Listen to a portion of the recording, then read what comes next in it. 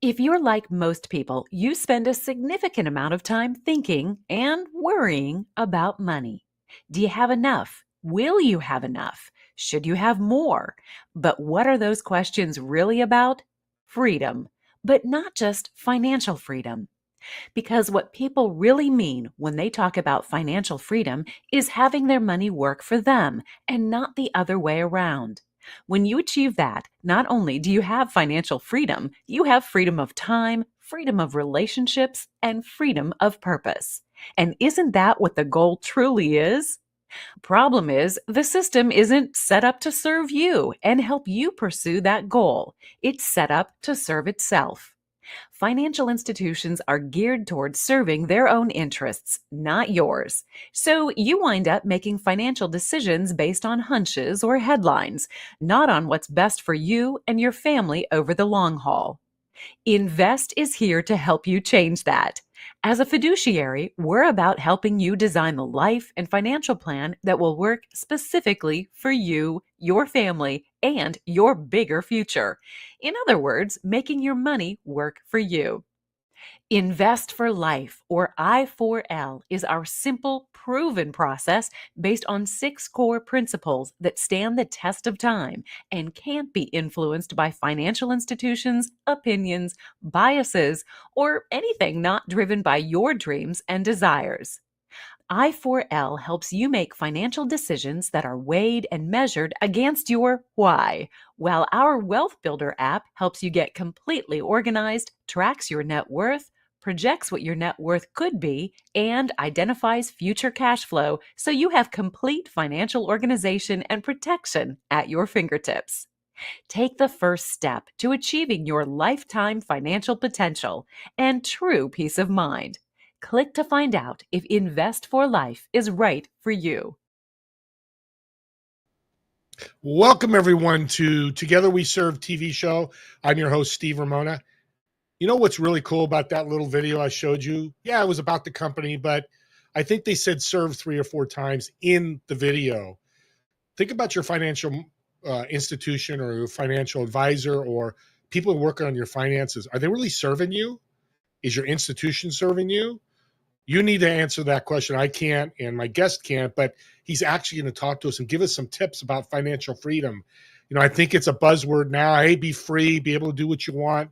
And that's a cool idea, but it's just not an idea. It's got to really be worked on. And you've got to have the right people in your backyard that you can go to and get the right answers and the right answers to your questions for your finances. It's the most emotional thing besides buying a home, I think, in your life. What am I going to do with my money, especially when I make more money or I get a huge bonus?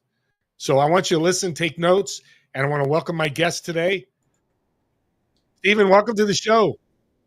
Steve, thank you so much once again for having me. I really, really appreciate it. And you are certainly one of the classiest gentlemen I've met in a long, long time.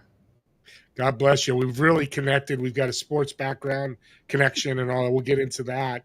But talk about that video a little bit and the word serve. Is the financial institution serving you? Are you being served? What's your mission with what you do? Yeah, when Invest was founded, the owner of our firm founded the organization simply to serve the community. And the mission of our organization is to impact 1 million lives. And that's a pretty powerful mission when you sit back and think of it. It sounds daunting, but unless you're in a situation where you can take a step back and identify the needs of others and try to identify how to help them with their financial situation to assist them to live the life that they want ultimately, then are you really serving that individual? So what we've done is we've taken a different approach here at Invest. We've taken the approach of identifying the why, and you probably heard that a couple times during the video. Really, instead of asking about products and solutions, really trying to get at what is the main goal for that particular individual and or company, and identify how to put the right financial pieces together to meet that goal. That is a completely different mindset than coming in and talking about, equities and bonds and stocks, and all of that matters, but it has to matter in the right context. And that context is defining the why first. Yeah, my purpose, which is why we connected when you said that in our first meeting. And you're a guest on my podcast. That was a big part of it because I think it's missing in the financial industry is the why. It kind of floats towards the money than the why. Let's go back because this is about retirement and, of course, financial. 25-year-old, a 30-year-old, 35-year-old is listening, going, "Steven, this is great. Hey, Steve, this is great. But I got 30 years of work. I don't need to worry about." Yeah. So, and it's funny you mentioned that, Steve. Oftentimes, when we're looking at identifying the why behind an individual's goals and objectives, oftentimes we take into consideration their age, because a lot of young folks, they think they have forever to save, when in actuality, they don't start saving until their mid 40s. And by that time, it's too late for them to make up what all of those lost years. So what do they end up doing? They end up trying to go more aggressive potentially than they probably should. They get away from what their own personal objectives are and start chasing the dollar. And that's simply because they didn't start early enough and now they're behind the game. The earlier you start, the more opportunity there is to garner assets over a longer time and allow that money to work for you within the investment vehicle. What's the first step for? I think I'm not really good at generational. What's that first step they need to take? The first step is taking a look at their own situation and trying to identify where the gaps are based on their goals and objectives, based on their why.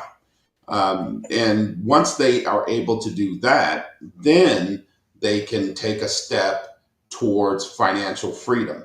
The first step is always identifying the who's in your life.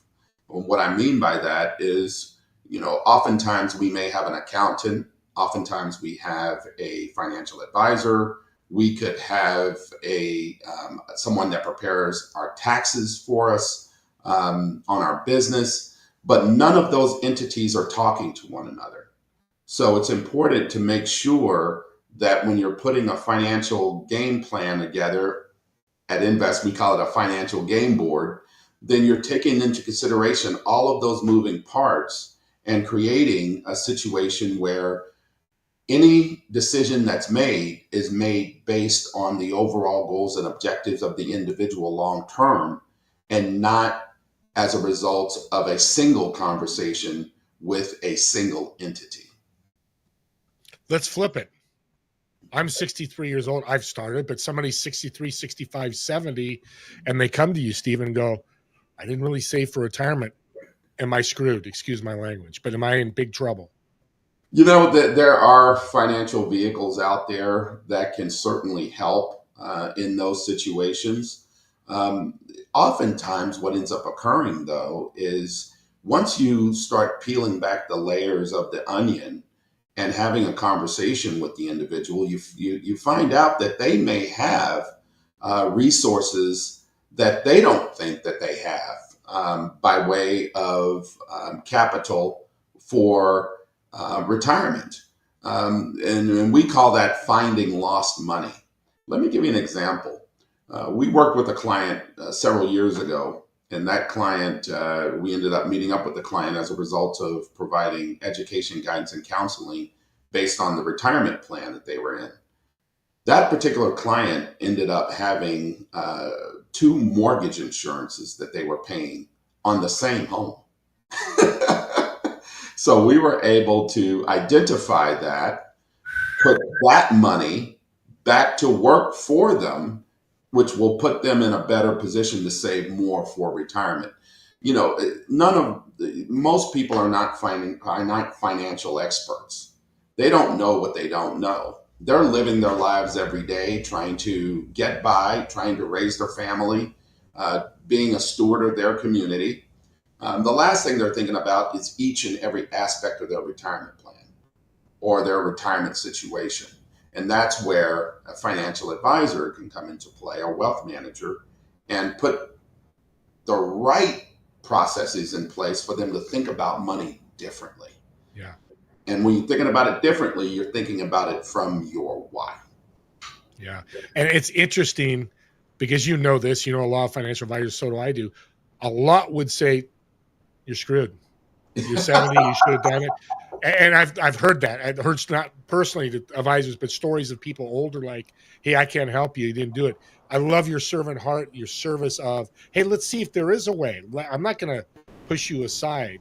And that leads to the question I love to ask, and people need to hear more of. They listen to their family and friends. It's like, hey, I just got a $50,000 bonus. What should I do with my money? And, a non-wealth advisor, a financial advisor gives them advice. It could be very bad and it could be good. What's your thoughts on that? Yeah, and that's a very, very common issue in our business. You end up having, you know, individuals and or even, households that may find that they may come into a large sum of money. And the first thing that typically happens is they figure out what they can buy versus saying, well, this is an opportunity for me to speak with someone professionally to maybe put this money to work for me, versus me going out and purchasing something that gives you that high initially, but then isn't worth what you paid for it, a year from now or even 6 months from now. Oftentimes you see folks going out and making car purchases, things of that nature. And the amount of money that they're losing on that purchase can be staggering. And the amount of time, because I oftentimes look at time value of money, the amount of time that money could have been working for them in an investment vehicle could be life-changing over the course of 5, 10, 15 years. Life change is the key too. People don't realize, and it doesn't take a lot. It doesn't take a lot of money too. And that's the concept I've learned, and you've taught me, and other really good financial advisors that care about their customer and client. And I had a guest on here, and she's been a good friend of mine for over 15 years. She may be watching. She says she might jump on. Eleni Anastos. She talks about dating your money, looking at you. I love that phrase. I've used it. Love it. Thank you, Eleni. Talk about that, because I know you probably go to people and go, hey, what's your bank account look like? Oh, I haven't looked at it in 6 months. Mm-hmm. How important is that? Yeah, it's very important to understand where your finances are. But there's another point that you probably shouldn't be married to those finances. And what I mean by that is you can study and look at the money so hard that now you have blinders on, and you're making decisions based on knee-jerk reactions versus taking a step back. And that's the reason why I like the dating, okay? Because you're not married to it right now, but you're dating. You're trying to figure out what the best path is for you based on your finances.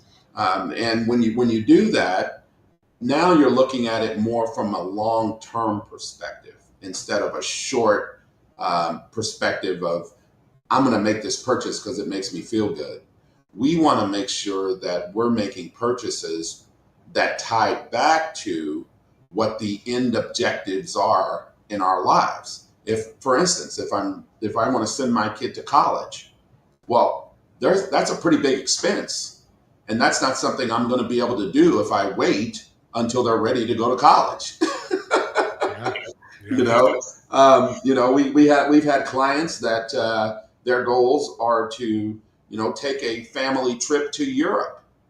within a certain amount of time. Well, if that's articulated to us, then we can put a plan together based on their current financial situation to help them get there. But that's the difference between being married to your money and dating your money. You have to make sure that you're cognizant that the decisions that you make today are going to impact your ability or could impact your ability to reach your long-term goals. Yeah. Talk about goals now. How important are those? And if somebody has an advisor and they're not working on goals or working for the future, because you need to look forward as you're looking at your money or dating your money, as Eleni would so well said. Talk about that, how the goals are. Yeah, when you're talking about goals, the way that we position it here at Invest is we talk about rules for the money. So we create an opportunity to ensure that whatever your objectives are, we're going to put rules around your money. We're not going to tell you what to do with your money. That's up to you. But we will establish rules for those monies so that when you do have a financial event that means a lot to you, you will have that money there to support that event.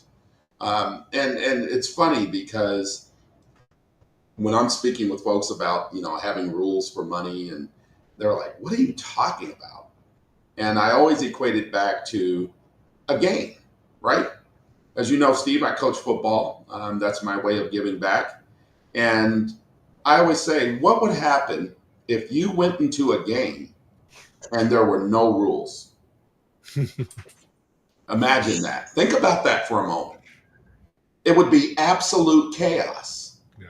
Then why don't we have rules or establish rules for our money? Yeah, that's a great point. I didn't even thought about that. It's not a good thought either. You're right. It would be crazy. Wouldn't want to be coaching that game. I'll tell you that. It would be crazy. Right. Absolute chaos. And some games are chaos, or controlled chaos, because especially with bad refs. But Right. because that's always happened. Let's flip the tail a little bit here. The business side. I know you work with businesses, founders, CEOs. Even more important, because now you're working with the CEO and he's got 100 employees. He's got those people he's got to take care of. So if he's not managing his money, these people could lose their job and be in big trouble. Talk about how you work with them.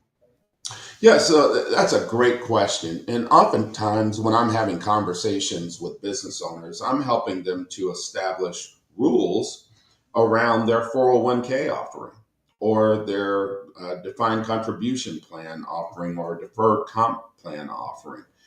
And those rules are associated with not only the business owner's goals and objectives, what they're trying to do on behalf of their employees, but also the government rules, ERISA, the Department of Labor.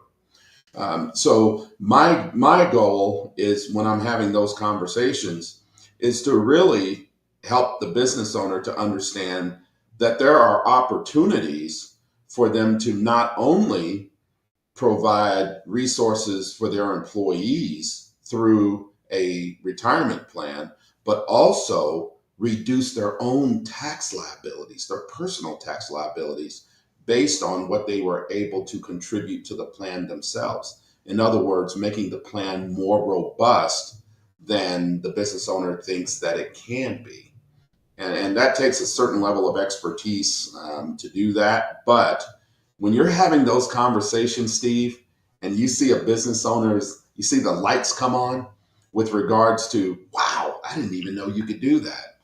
No, that's why I get up in the morning. That's why I'm so passionate about what I do. I get to help people every day resolve business related problems and increase their opportunities for retirement. And if you're a financial advisor, wealth advisor, whatever title you want to give them, if you're not hearing help in their conversation with you, be careful. I'm just going to say that. I'm not an advisor, but I know it's so important because it's support. It's not this way or the highway. It can't be with money because it's too emotional, and probably there's liability too when you go, hey, you're going to buy this stock, just buy it, and they lose everything. The repercussions, I can't even imagine. So Yeah, right. Okay. Because I know there's FinRun. You got all your, which they should be. There should be regulations so people's not going. Talk about chaos. Can you imagine no rules in finance? Holy mackerel! It'd be worse than it is now. So talk about a business and their challenges with money that they didn't foresee, and that you helped them with that. Going, hey, and you kind of said it earlier, but talk about that because I want the owners and business and entrepreneurs especially to hear this. Well, yes. I mean, prime example is what we all went through back in 2020 with COVID. A lot of business owners, they were not positioned to, number one, create opportunities for their employees to work from home. That's a significant expense to the business for them to do that. Number two, they weren't prepared for the impact on behalf of their customers. No customers coming in. A lot of businesses, restaurants were going under left and right during that time, and we don't have to go back and rehash or revisit all of that. But that's a prime example of being prepared for worst case scenarios. And when I'm having conversations with business owners, I'm asking them as many questions as they would ask me. Because if I know how the business is positioned, how the business is taxed, what the goals and objectives are for the business owner moving forward, what they're trying to achieve. Are they looking for an exit strategy? Are they looking to build and retain their staff long term? Then now we can look at the holistic picture of how the business is positioned and create a financial game board around how to help that business owner manage their positions long term to impact what those goals and objectives are. And when we talk about that, we oftentimes look at plan design. So, for instance, you have a number of business owners out there. They may have a retirement plan, and that retirement plan may have been in place for 8 years, 10 years, and no one's ever looked at it because it was a set it and forget it strategy. So where the business was 10 years ago, 8 to 10 years ago, is not the same position the business is in today. The business owners can take advantage of opportunities to significantly reduce their tax liabilities simply by tweaking the retirement plan, and use that retirement plan to provide additional bonuses to the employees through the plan while retaining them within the company. And that's becoming more and more prevalent throughout the industry based on the conversations that I'm having from coast to coast with business owners. Yeah, I love that. What a double win there. You take care of your business as well as take care of your employees. The culture changes, chances people staying, all that, but we know the repercussions. And I like to say this because advisors have told me this, and I think you'll agree. These are all legal. People are like, oh, yeah, like, oh my God, no, pay less taxes. I don't want to get in trouble. No, audience, this is legit stuff. This is stuff that you guys have gone through at your company and other wealth advisors. They're not just going to do it and say, we'll take a chance. Maybe you won't get audited. You're not tax people, but I know you would not want to put your client in that position. So with the business, before we hit the break, with money and their employees and all that, what does the owner have to do himself from a mindset standpoint with money? Because all this is talking about tools and it's awesome. But I think the other mindset from the owner of, hey, do I want to give money to my employees? No, you get your 8 to 5, you get your 80,000 a year. That's what you get. How much do you work with the mindset with the business owner? Oh, every day. The mindset of if you're on the financial side, especially when you're working with retirement plans, and you don't understand the mindset of the business owner, then you should probably find another way of making a living. Because when you're talking to the business owner, you have to put yourself in their shoes. You have to ask the right questions of what they're trying to accomplish. For example, if a business owner is paying a significant number of bonuses today out to employees, or they're paying no bonuses to employees, what's the impact of that? that particular business owner may be subject to losing those employees and or putting the employees in a position where as soon as bonuses are paid out, they could be losing up to 40% of their take home from that bonus. Wouldn't we want to think that there are other options or view other options to provide those bonuses while still protecting the long-term interests of the employees? The most expensive, um, what I would describe as tools and resources that business owners have are the employees. The employees are really expensive. So imagine having a group of employees or even one employee end up leaving the company. You're going to have to replace that employee. Well, now you're replacing that employee at a potentially higher market rate.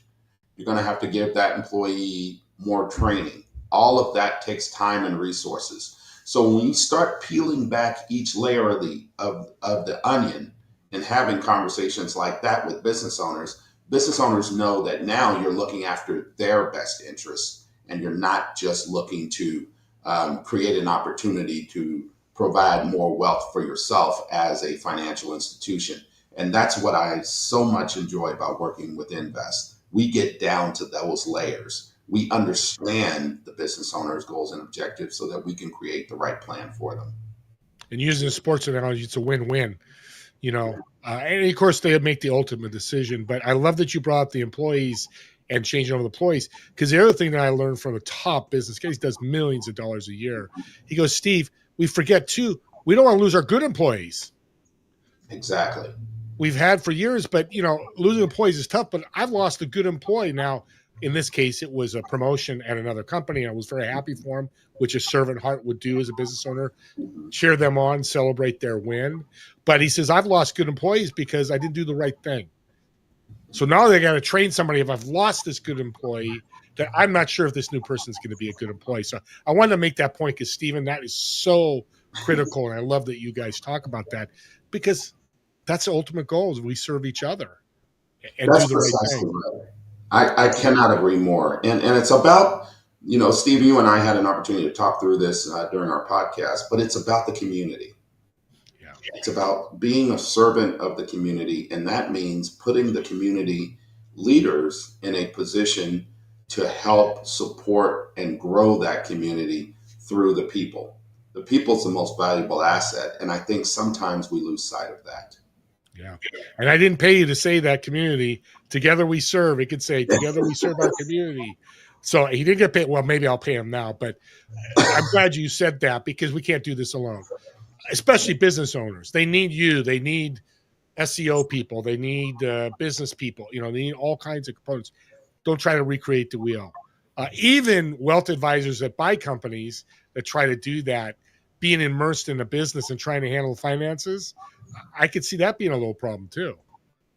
Yeah, absolutely. And it's funny because so I've got a number of friends on the financial side, and they all think they're the smartest guys in the room or gals in the room. But I think the ones that really get it, the ones that really understand people, understand that it's just not about the finances. It's about creating a legacy for the people that you're serving. It's about an opportunity to make someone's life better today than it was yesterday by helping them get out of their own way, so to speak. Um, I mean, you put yourself in a position where, and money's personal. It's extremely personal, right? People don't like talking about money, especially to a stranger or even family members, right? They just don't. So you have to be really careful about that topic and help them to understand that it's about creating something for your family long term. Even if you're not going to leave anything for your family, you can create a better life for your family while you're still on this earth. Yeah. And yourself. So being able to put those rules in place around the money that we talked about earlier allows you to do those things. Yeah. Okay. That's You couldn't have scripted better. And this is not scripted, audience. What a great way to stop right now, to take a break. Steven's been talking a lot. And him get a chance to get a drink of water. I want to get a drink of water. We'll be back in 5-6 minutes. We're going to talk sports and business. This is one of my favorite subjects. So we'll be right back. We'll see you guys in about 5 minutes.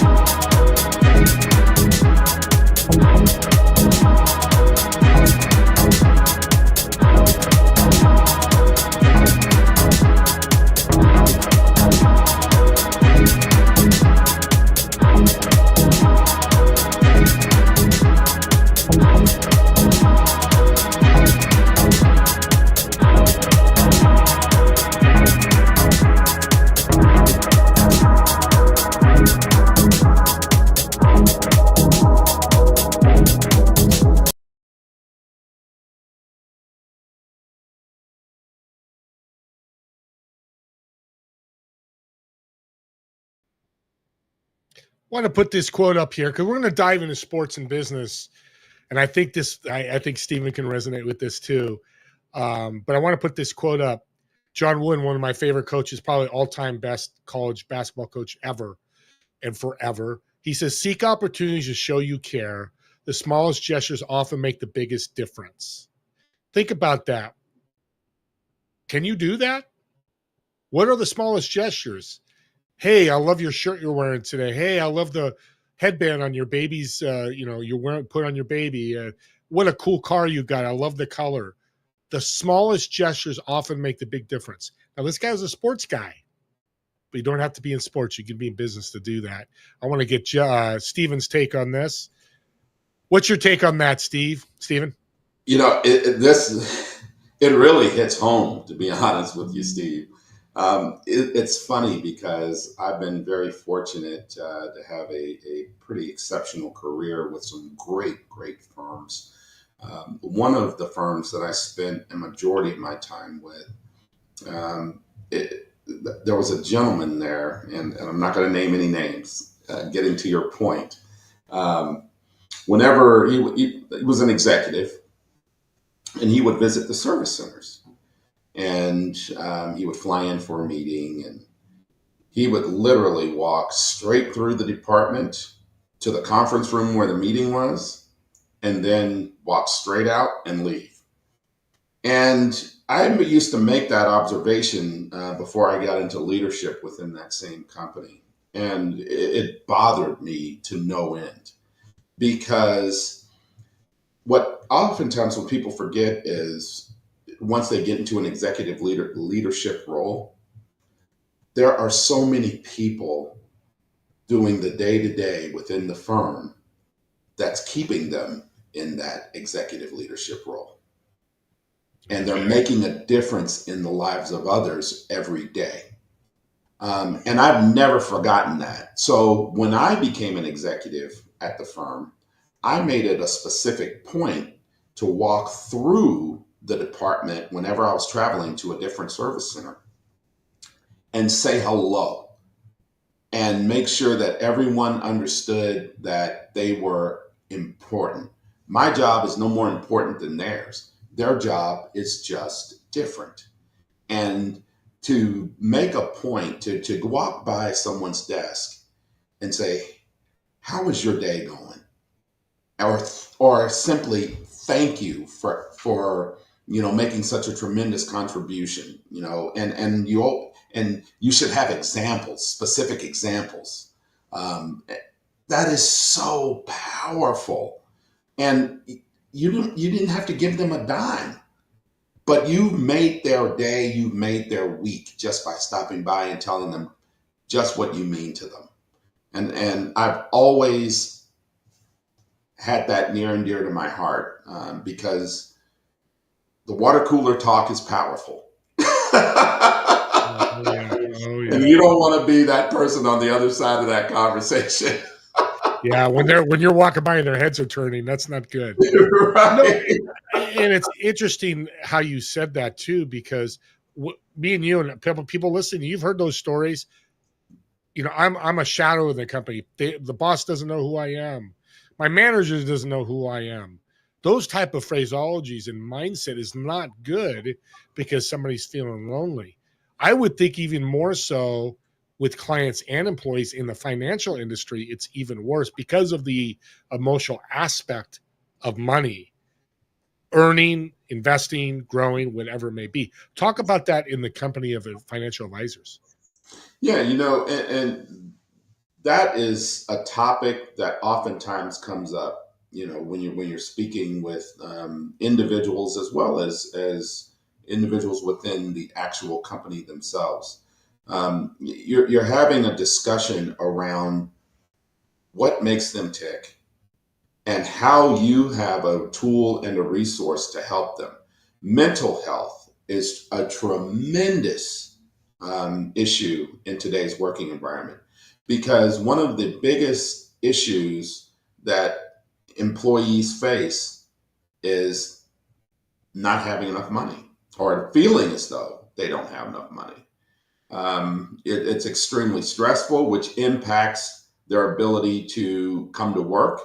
It impacts the amount of time that they're actually spending at work. So whenever I'm having conversations with business owners, I'm asking those questions about, you know, how is the office environment?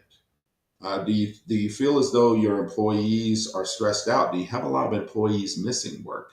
Do you have a lot of employees that are taking long breaks? Those are symptoms of something going on. And it's been our experience based on some numbers that have been run throughout the industry that an employee that's unproductive, chances are they're worried about their finances. And so being able to create an environment where you can educate, guide, and counsel those employees is extremely important.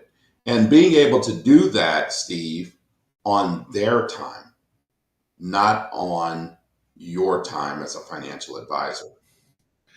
My heart is smiling right now. It is so on fire because we talk about this. For me and you, it comes natural, but for a lot of people, it doesn't. And the other side of that too is this guy walks to the building, doesn't say anybody, walks in and out, and jumps into a Lamborghini.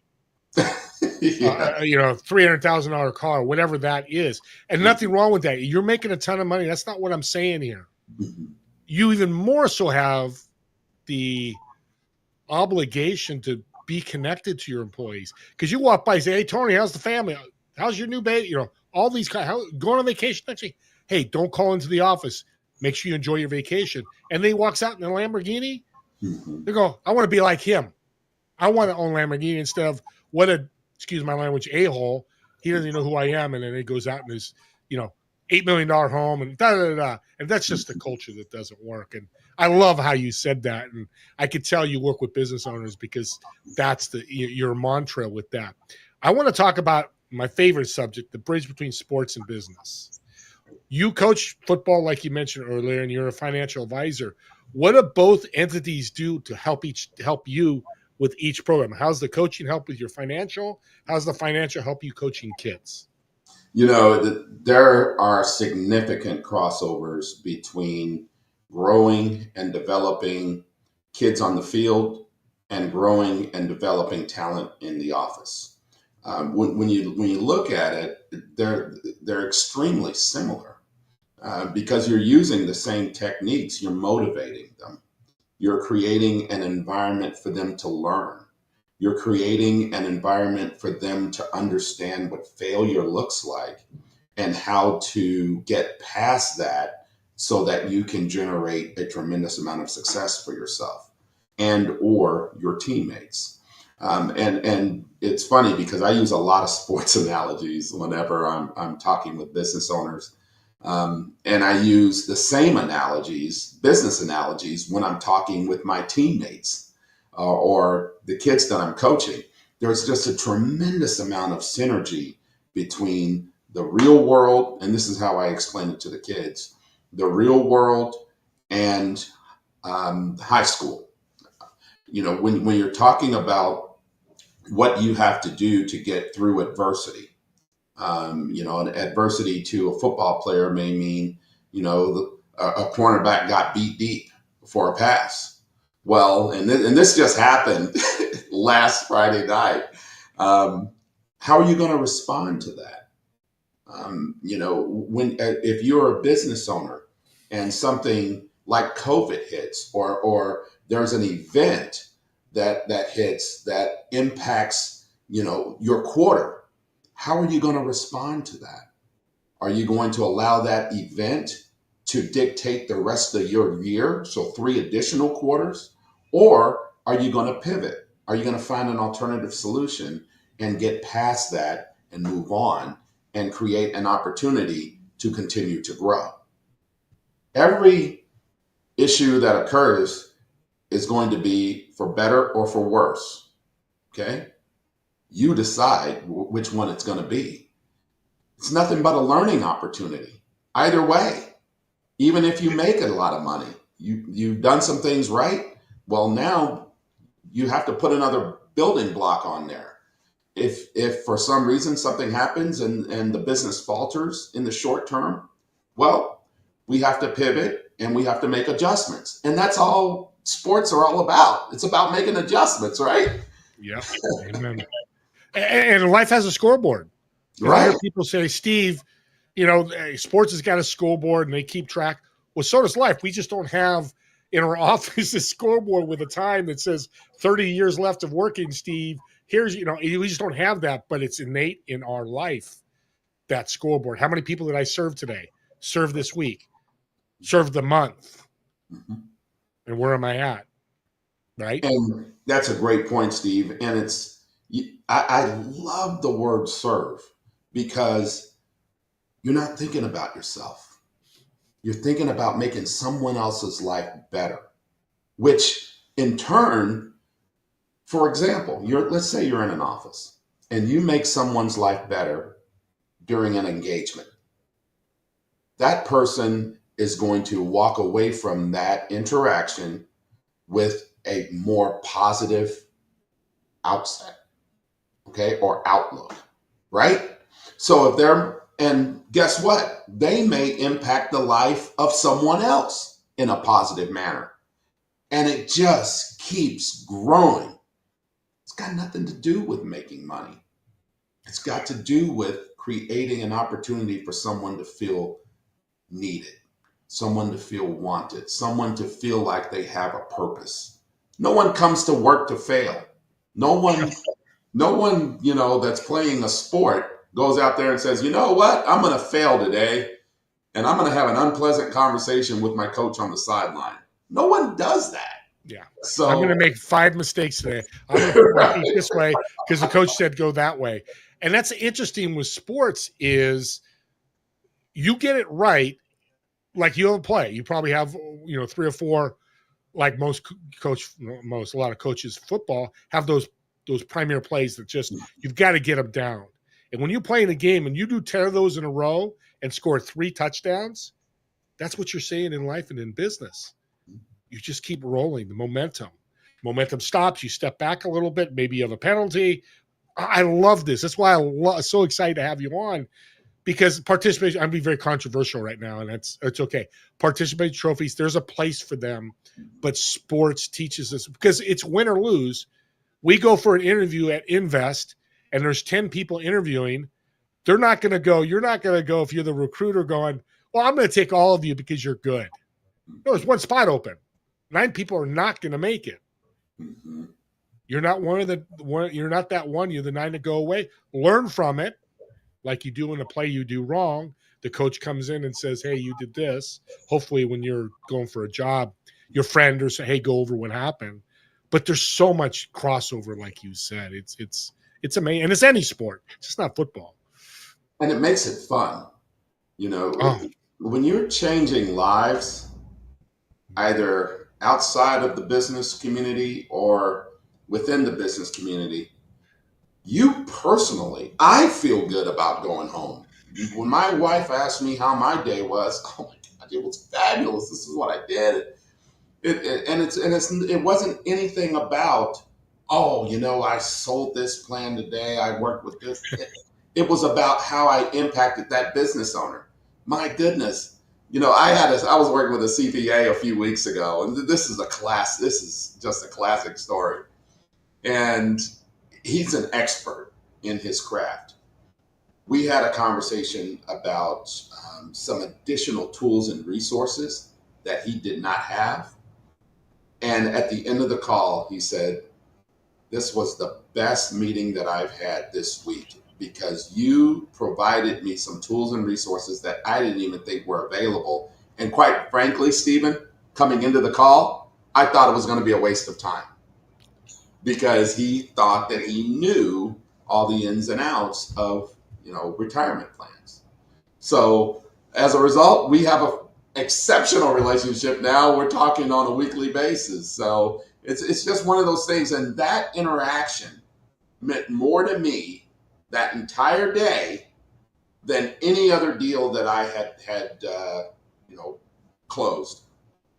It was if you don't close a deal, you fall back on that going, well, that's okay, I didn't close the deal. Next, hey, I had this great interaction. And I call it Christmas. That day was your Christmas day. It He gave was. you a gift. You gave him a gift. We all smile on Christmas. We're all kids during Christmas. I don't care what age. That's Uh, we're, co- exactly right. we're coming to the end here. Time just absolutely flew. I knew it would because you're so humble. What's one big tip you'd leave the audience about their finances, whether it's a business owner or personal? What should they do? What's one thing they should do? I would say, and this is a term that I use quite frequently, it's never too late. It's never too late to evaluate your situation, to identify an opportunity to make your life a little better. And when you do that, then you take away all the noise. We're all surrounded by a lot of noise every time we step outside of the house. If I can help someone eliminate some of that noise by taking a step back and evaluating their financial futures and the futures of their children and leaving a legacy, it all starts with it's never too late. Oh, I love that. What a great way to end. Let's have some fun. We got a couple minutes left here. We asked a different question on the podcast and the TV show. So this question is, I just reserved a Learjet for you. You just made me millions of dollars. Thank you, by the way. I've got my Learjet reserved. There's 4 seats. You're in one of the seats. Who are the 3 people, dead or alive, you're going to invite, and where are you going to fly to? Oh, well, one, and I know that this may seem like a canned answer, but one of those seats is definitely going to be my wife because I enjoy spending so much time with her. She's just a treat, absolute treat, godsend. The other one would be my younger brother, Vaughn, because Vaughn makes me laugh every time we're together. We just have a great time, and he has a huge heart and just a glowing personality. So no matter where we were headed, I knew I would have fun with Vaughn. I would say the third individual would be a very close friend of mine, George. George and I go back, oh my gosh, 40 plus years. And he's always been there for me. I've always been there for him. We're in the same industry together. So we grew up in the industry. And he is just he's a professional and he's a good family man. So if I'm going to spend my time on a destination or headed to a destination, I think those 3 would be pretty darn good company. And the destination would be Florence, Italy. Ooh. Okay. I mean, you're going to put me on a Learjet. Yeah. I might have to get 2 because I want to follow you. That's one of the places I want to go with my wife. I think we'd be flying together, so I got to reach out to McMillian so we could do that. Hey, Stephen, thank you so much for spending time. LinkedIn down below. Connect with him on LinkedIn. I'm going to leave that link up. Stephen Shackelford with the hyphen. You're a blessing to everybody. I love your servant's heart, and let's stay connected. Audience, we'll see you on the next episode of Together We Serve. Next week, it's going to be Dante Wade talking about mental health, especially with young people. It's going to be a powerful show. We'll see you next week. Again, Stephen, thank you, and we'll see you all real soon, like next week on Friday, 2 p.m. Pacific, 5 p.m. Eastern.